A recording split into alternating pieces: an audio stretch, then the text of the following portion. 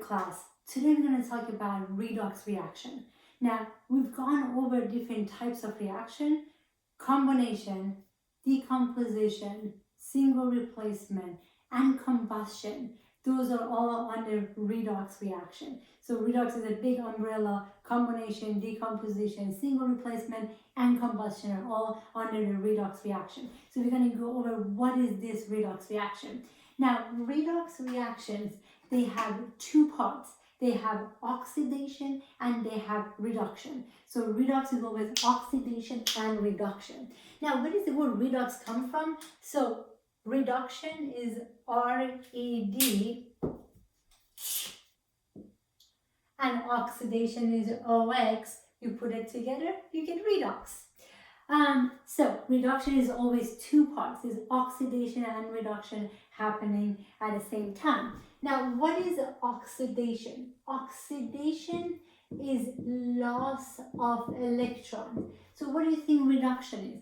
Reduction would be gain of electron. So oxidation is loss of electron. Reduction is gain of electron. So what redox are? Redox is a transfer of electron, is a movement of electron. One is going to lose electron, the other one is going to get the electron.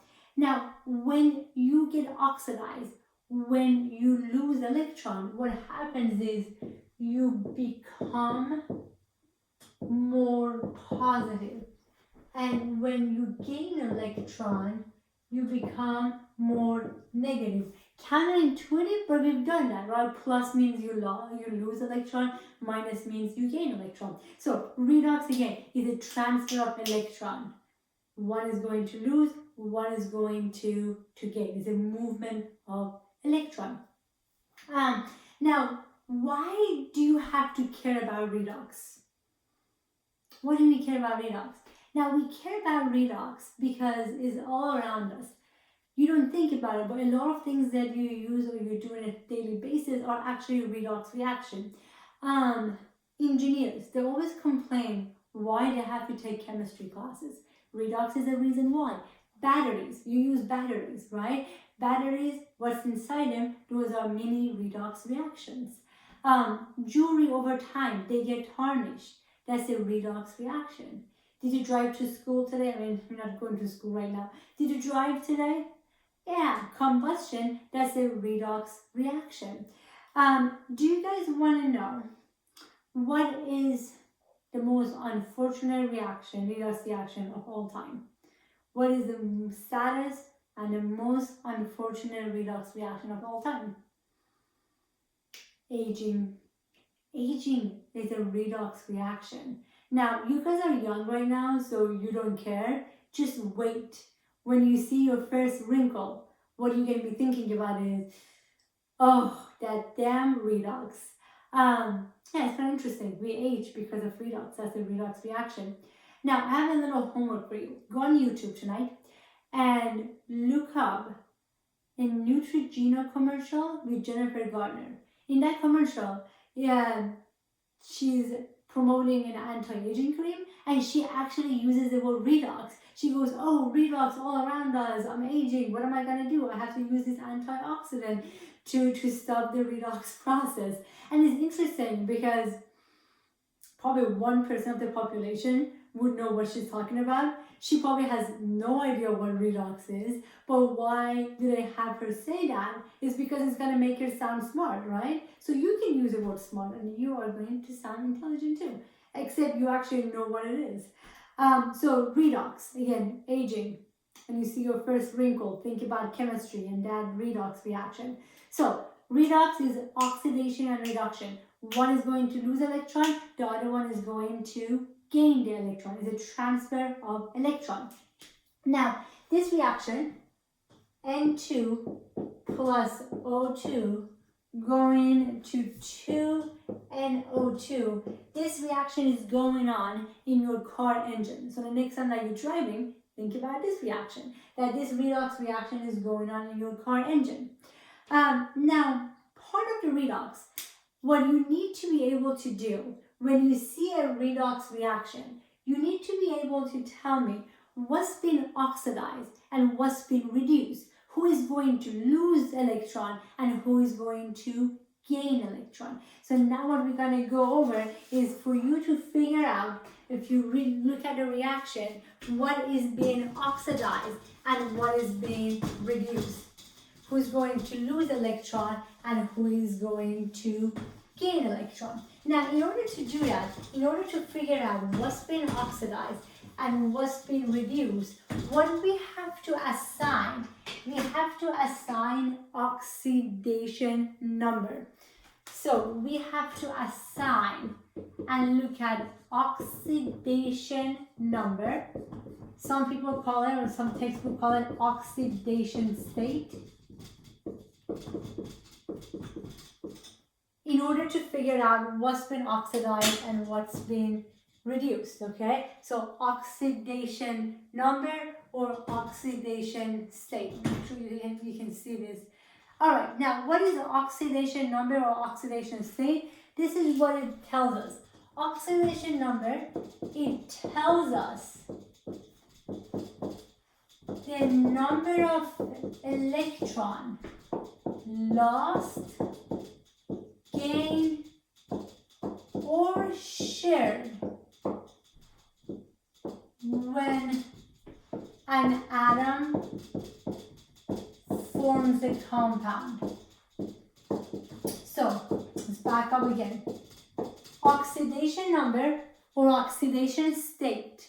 We are going to assign oxidation number for each atom to figure out what's been oxidized and what's been reduced. So oxidation number is going to tell us the number of electrons lost, gained, or shared when an atom forms a compound. Now, let's do a practice problem to show you how to assign oxidation number. FeCl2. FeCl2. I want you to tell me what is the oxidation number for Fe and what is the oxidation number for Cl. Now, here's the thing, and I want you to remember this. For ionic compound, oxidation number is the same as the ionic charges. So for ionic compound, oxidation number is the same as ionic charges. So this is easy. You figure out what is the charge on each atom and that will be your oxidation state. So tell me, what is the charge on Fe? If you look at this, you go, okay, I know Cl is -1 and the 2 has to come from Fe, right? Remember balancing ionic compound. So that means the ionic charge for Fe is +2 and Cl is -1. So for ionic compound, the ionic charges, the charges is the same as oxidation number. The charges is the same as oxidation number, right? I knew that Fe was +2 and Cl was -1, so their ionic charges is the same thing as oxidation number. We're good so far? Okay. Now, let's do another practice problem. Let's do H2S. Tell me the oxidation number of hydrogen and tell me the oxidation number of sulfur. Okay? You know how to do this one? Now, so H2S. Now again, you can consider that an ionic compound, and for ionic compound is the same thing as charges. So I know that hydrogen is +1 and I know that sulfur is -2. Okay? Because I know hydrogen is +1, sulfur is -2. You cross multiply and that's what you get. Okay, so we're good so far. So for ionic compound, the oxidation number is the same as the ionic charges. So the balance of charges for ionic compound and the oxidation number is the same as the ionic charges. Now, let me give you NO2. And I want to know what is the oxidation number of nitrogen and what is the oxidation of oxygen. Now, here's the problem. NO2 is not an ionic compound. If you remember, if you think back for a second, if you remember, ionic compound is a balance of charges, right? One is going to lose electron, the other one is going to gain electron. And that's why those charges is the same as oxidation number. One is going to lose, one is going to gain. Those charges will tell us how many electrons was lost or gained. Now, NO2 is not an ionic compound. NO2 is a covalent compound because I have two nonmetals together. So before you think about oxidation number, think about is this ionic or is this covalent. So NO2 is a covalent compound because it has two nonmetals together. Now, covalent compound, there are no charges. It's just sharing electron. It's just sharing electron. So I cannot use the charges to figure out the oxidation number because there are no balancing the charges. You guys are clear so far? Okay. So I'm going to show you and tell you the rules to figure out oxidation number for covalent compound. So to figure out oxidation number for covalent compound. And polyatomic ions, because polyatomic ions are also covalent compounds. Alright, you following me so far? So, again, for covalent compounds, which is two nonmetals together, and polyatomic ions, because those are also two nonmetals together, we are going to use these rules because there are no balancing of charges. Because there are two nonmetals together, they share an electron. Here are the rules. You ready? Hydrogen is always +1 oxidation number. That doesn't change. There is an exception, and the exception is hydride, and so except hydride. And if you have a hydride, then it's -1. But I don't want you to focus on the exception right now. Oxygen is always -2. There is an exception, except if you have peroxide, which is -1 charge. Again, I don't want you to focus on those yet, but I just want to put the exception down there so you know the exception. Fluorine is always -1. Group 1A is always +1. Group 2A is always +2. So hydrogen always +1. Oxygen -2. Fluorine -1. Group 1A +1. Group 2A +2. Now this sum, okay, this sum must equal 0 for a neutral compound. So the sum must equal 0 for a neutral compound, or the sum must equal the ionic charge for a polyatomic ions. Okay, let's take a step back. So we need to assign oxidation number in order to figure out what's been oxidized and what's been reduced, right? Now for ionic compound, it's very easy to assign oxidation number because it's the same as charges, right? Because ionic compound, one loses, one gains, so the charges will tell us how many electrons have been lost or gained. So that's easy. Covalent compound, not so easy because there are no charges. It's sharing electrons, right? So for covalent compound, to figure out oxidation state or oxidation number, you have to follow this rule. Hydrogen, again, let's memorize it together right now. Hydrogen is always +1. Oxygen is always -2. Fluorine is always -1. 1A group is +1. 2A group is +2. And the sum has to equal 0 if you have a neutral compound, or a charge if you have a polyatomic ion. Again, remember, polyatomic ions have two nonmetals, so those are also covalent. All right, ready to do practice problem? Let's do practice problem to make sure you get this down. Now, I have to erase this because my whiteboard is super, super tiny, but you have it in front of you. So as we're doing this part, make sure that you look at these rules at the beginning. So let's go to what I had given you guys before.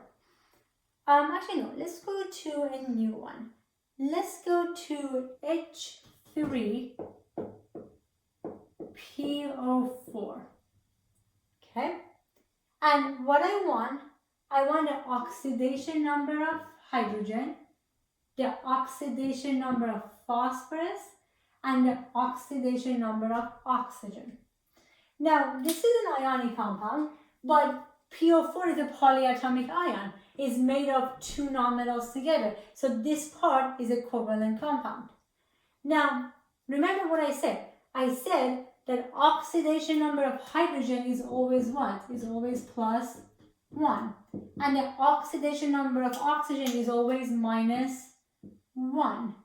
So the one that we have to figure out the phosphorus. Let's do that. The entire compound is a neutral compound. Do you agree? This is a neutral compound. So the entire thing is going to equal 0. Now, oxygen, we said, is always minus 2, and hydrogen is always plus 1. I have 4 oxygen, so minus 2 times 4 is minus 8. I don't know what phosphorus is. Hydrogen is always plus 1. Plus 1 times 3 is plus 3. The entire thing equals 0. So now I can just solve for P, right? Plus 3 minus 8 will be minus 5. Move it to the other side. So plus 5. So phosphorus would have an oxidation number of plus 5. You guys follow that? Okay. Nice job. You want to do one on your own? Let's do it.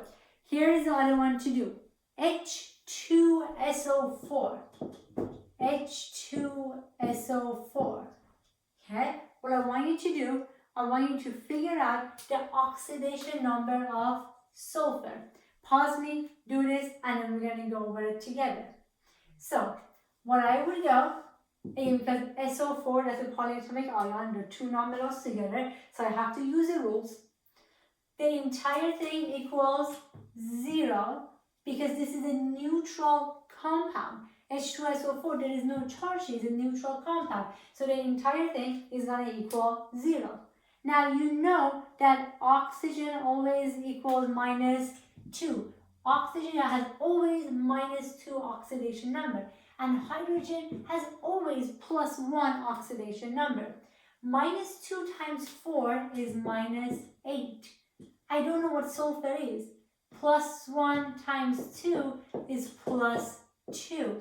Okay? Plus 2 plus S minus 8. So I can solve for S.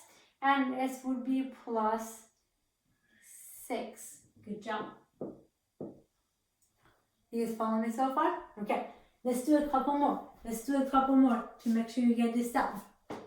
So far, so good. Alright, next one, what I want you to do is SO4 minus 2.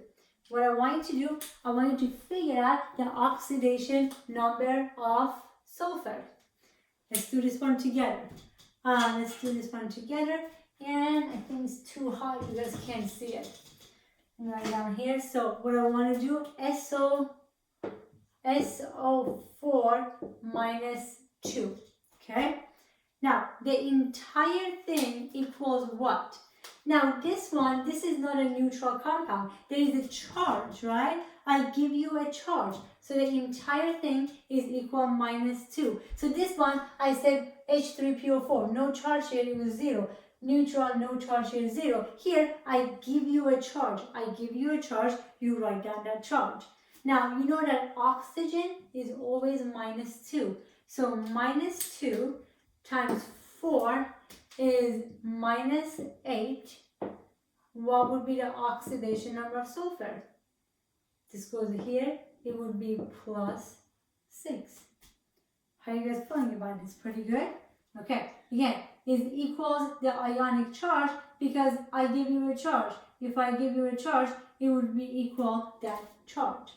Okay, let's do one more. Then we're going to go back to do a big practice problem. PO4 minus 3. What I want you to do, I want you to find out the oxidation number of phosphorus. What you are going to say, you're going to say that the entire thing equals what? The entire thing equals minus 3, right? Because I give you a charge. If I give you a charge, it's not a neutral compound, you need to put that charge. Then you're going to say oxygen is always minus 2. Minus 2 times 4 is minus 8. So the phosphorus is going to be plus 5. So for polyatomic ion and for covalent compound, because they have two nonmetals together, what you would always have to do, you have to use this rule to figure out the oxidation number. We're good so far? Okay. Now, what if, I just going to do one more practice problem. I know that I think this was the last one, but just one more. What if I had given you PO4 3 minus 3? What would be the oxidation number of phosphorus? The same thing, I give you a charge, you're going to put down a charge over here. You know oxygen is minus 2. Minus 2 times 3 is minus 6. So what would be the oxidation number of phosphorus? Bring this over here, it would be plus 3. Okay, so these are the rules. Every time you have covalent compound, you have nonmetals together, that's how you would do this rule. We're good so far? Okay, so again, ionic is easy, the same as charges and the same as oxidation number. When you have polyatomic ions or you have covalent compounds, then you have to use these rules to figure out the oxidation number because they're sharing electrons. There are no more charges, right? They're sharing electrons because they have two non-metal together. Two non-metal, they have to share because they both want to gain, so they end up sharing. Okay, so let's go back to our big problem. And I said that when you are driving your car, you're going to be thinking about this next time you're driving your car. See, I'm ruining life for you guys, huh? N2 plus O2 goes to 2N, let me see, N2 plus O2 goes to 2NO2. It's not balanced, I have to balance it. I put a 2 here to balance it. You happy? Okay, so this is going on in your car engine. And I told you guys this is a redox reaction. Now, every time you have a redox reaction, what you need to figure out, you need to figure out what's been oxidized and what's been reduced, right? We need to figure out what's been oxidized and what's been reduced. Let's do that. Now, we talked about it. In order to figure out what's been oxidized and what's been reduced, what do you have to do first? You have to assign oxidation number. So, redox reaction, we want to know what's been oxidized and what's been reduced. But before we can figure out what's been oxidized and what's been reduced, what we have to do, we have to assign oxidation number. You ready to do this? Okay. Now, let's come over here first. I have NO2. Okay? Now, we said that oxidation number of oxygen is always what? Is always minus 2. So, oxygen always has a minus 2 oxidation number. Now, what's the oxidation number of nitrogen? Well, we have to figure out because NO2 is a covalent compound. So, I have to figure it out. The entire thing equals what? Equals 0. Again, I'm doing this because NO2 is a covalent compound. I know oxygen is always minus 2. So minus 2 times 2 is minus 4. Okay. So the oxidation of nitrogen would be plus 4. Okay. So oxygen was minus 2 and nitrogen is plus 4. Each atom is plus 4. Okay, I'm going to go over there.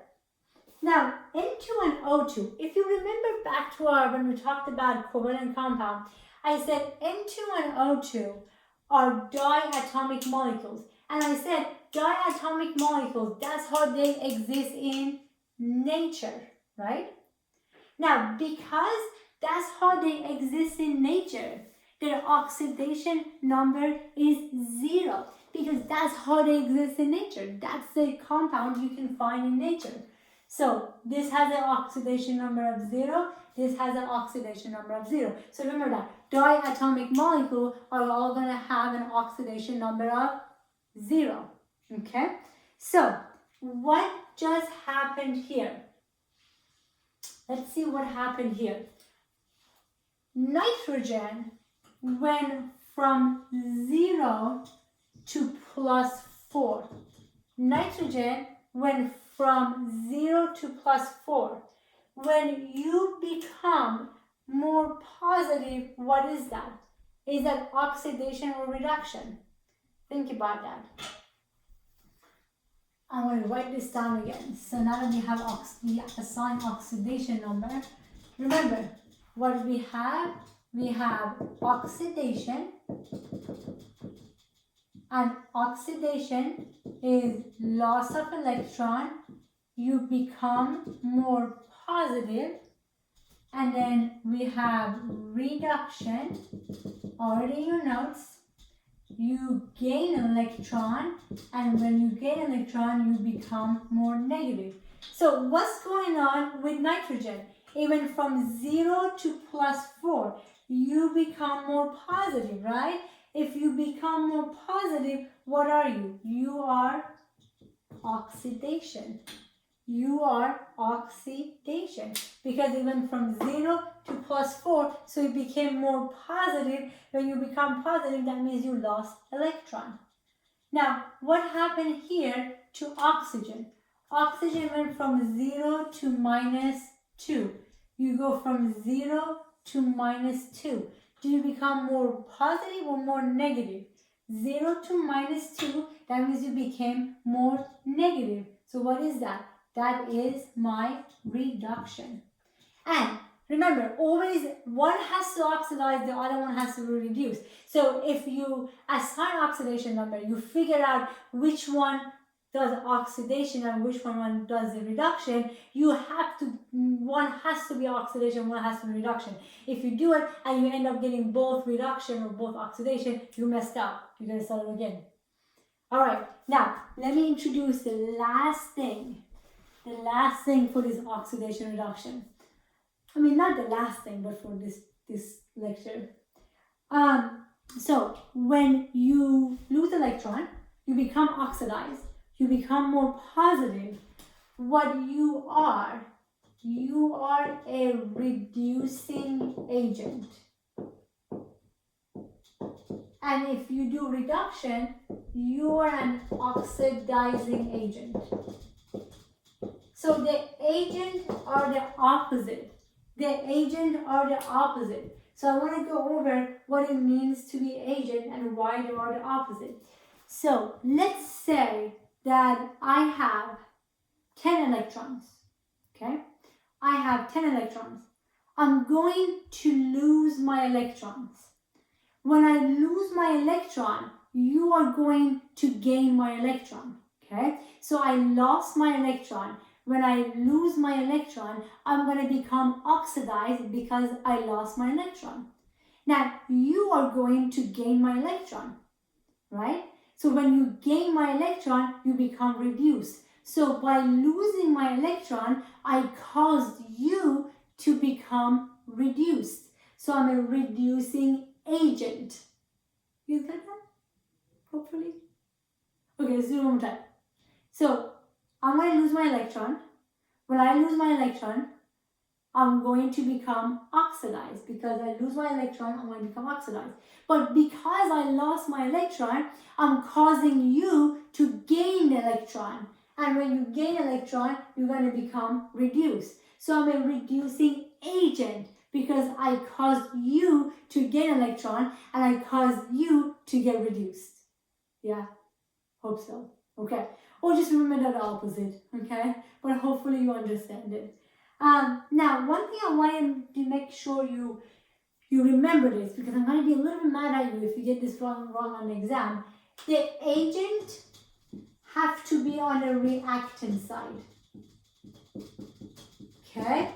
The agents have to be on the reactant side. So now you have a 50-50 chance. That's not bad, right? So the agent have to be on the reactant side. Remember, the agent, they have to be on the reactant side. Okay? So now let's go up there. N2 was oxidized. So if N2 was oxidized, that means N2 is my reducing agent. Now the oxygen was reduced, which means O2 is my oxidizing agent.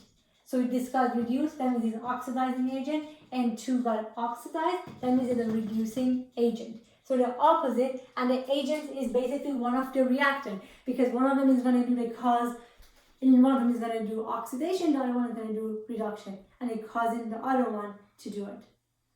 We're good so far? You guys got this down? Okay.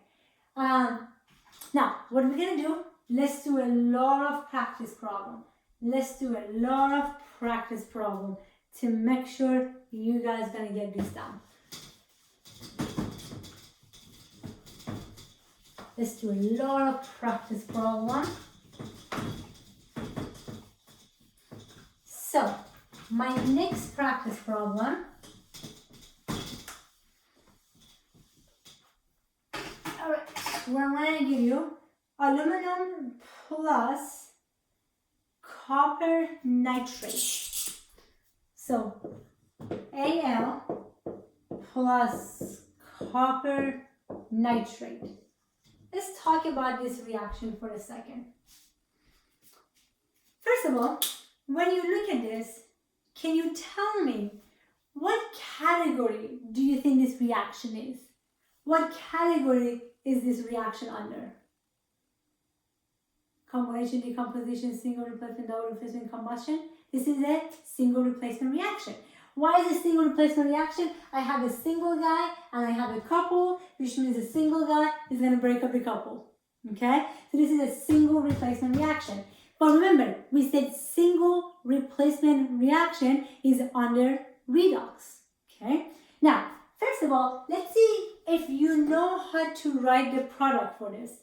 So basically, in a single replacement reaction, and this is a single replacement reaction, the two metals are going to exchange places. So the two metals are going to exchange places, okay? So what that means is, now I'm gonna get aluminum is gonna go with nitrate, and then copper is gonna be by itself, okay? Now remember, when you become a compound, you have to balance the charges because you're going to lose or gain an electron. The charge in aluminum is +3 and the charge in nitrate is -1. So if I cross multiply the charges, I get aluminum NO3, 3, right? Balancing ionic compounds. You guys got that down? Okay. So far so good.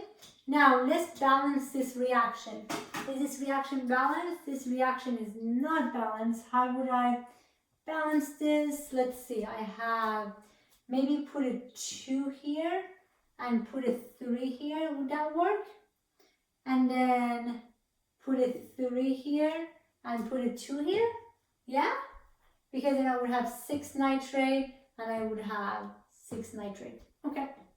So, single replacement reaction. The metals are going to exchange places and you were able to easily write the product. Now, I know single replacement reaction is under ionic. So what that means is I need to be able to figure out what's been oxidized and what's been reduced. What's been oxidized and what's been reduced. Ready to do this? Let's do this. Okay. What is the oxidation number of aluminum? Now remember, here aluminum is solid. Aluminum is by itself.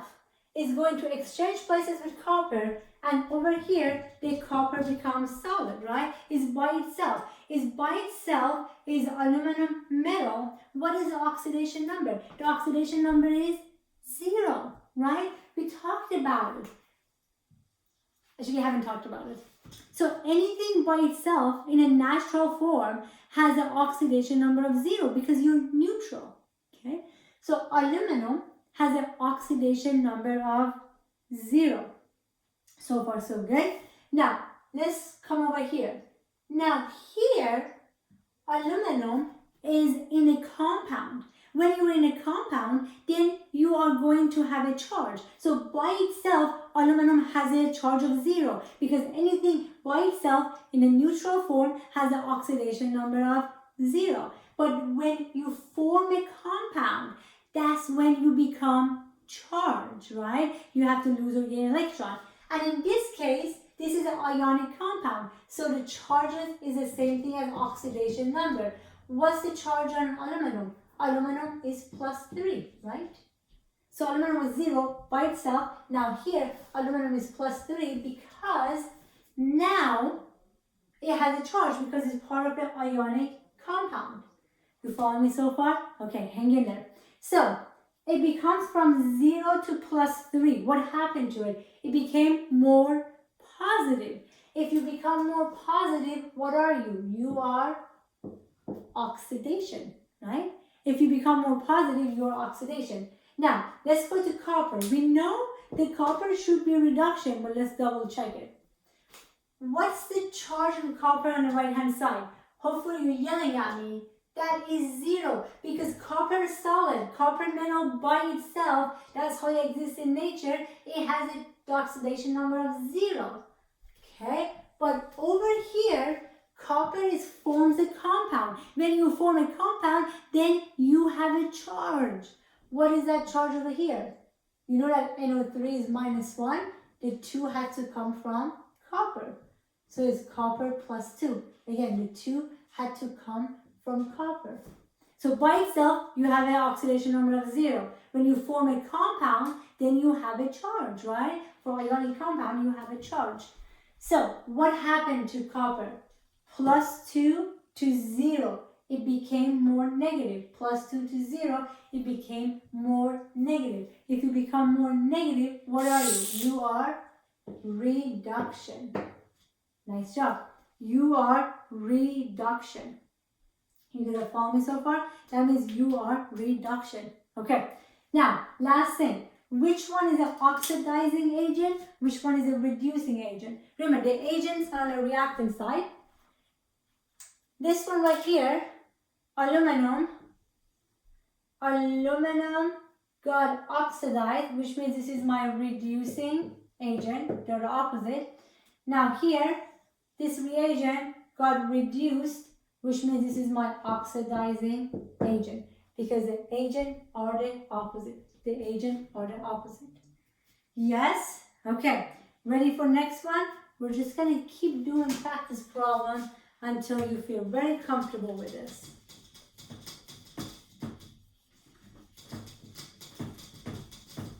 Okay, here's the next one. I'm going to give you another single replacement reaction. I'm going to give you another single replacement reaction. I'm going to have zinc solid plus HCl is going to go to zinc chloride plus H2. Okay? A single replacement reaction, which means it's under redox. Now what we're going to do, we're going to find out what's been oxidized, what's been reduced, what's the oxidizing agent, what's the reducing agent. You ready to do this? We got this. We got this. Okay, before we can figure out what's been oxidized and what's been reduced, what we need to do, we need to assign oxidation number. Yes? You need to assign oxidation number. Zinc solid by itself has the oxidation number of what? 0. Exactly. That's what you said too, right? So anything by itself in a neutral form, any metal by itself in a neutral form has an oxidation number of 0. But over here, Zinc chloride is now an ionic compound. So by yourself, you're neutral. But when you form a compound, you have to lose or gain electron in order to form a compound, right? You have to compromise. So now it has a charge. What's the charge of zinc? You know the Cl is -1. Where did the 2 come from? The 2 come from the Zn, right? The 2 come from the Zn. So now zinc is +2. So zinc went from 0 to +2. Zinc went from 0 to +2. What is that? That is oxidation, because you became more positive. You became more positive. So that is oxidation. You follow me so far? Okay. Now, next one. H2 has a charge of 0. H2 has a charge of 0. Why? All the diatomic molecules, that's how they exist in nature, so they have an oxidation number of 0. So all the diatomic molecules and anything by itself, right? Anything solid by itself, if there is no charge, they have an oxidation number of 0. Okay. Now, how about over here? How about HCl over here? What do you think? Now this is an ionic compound. H is +1, Cl is -1. So now this has a +1 oxidation number. So by itself, you're 0, you're neutral, you form a compound, now you have an oxidation number. So it went from +1 to 0. It became more negative. More negative, that is reduction. More negative, that is reduction. Beautiful, really nice job. Now last thing, what is my oxidizing agent? What's my reducing agent? Okay, this would be my, because this got oxidized, this would be my reducing agent, and HCl would be my, this would be my oxidizing agent. This would be my oxidizing agent, and this would be my reducing agent. Sounds good? You guys are good? All right. Nice job, nice job. Now, I want to give you a take-home problem to do. So hopefully you guys got this down. I want to give you a fun take-home problem to do.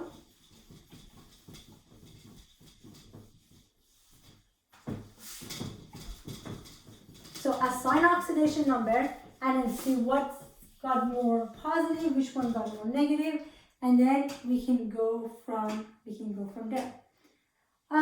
Here is the take-home problem.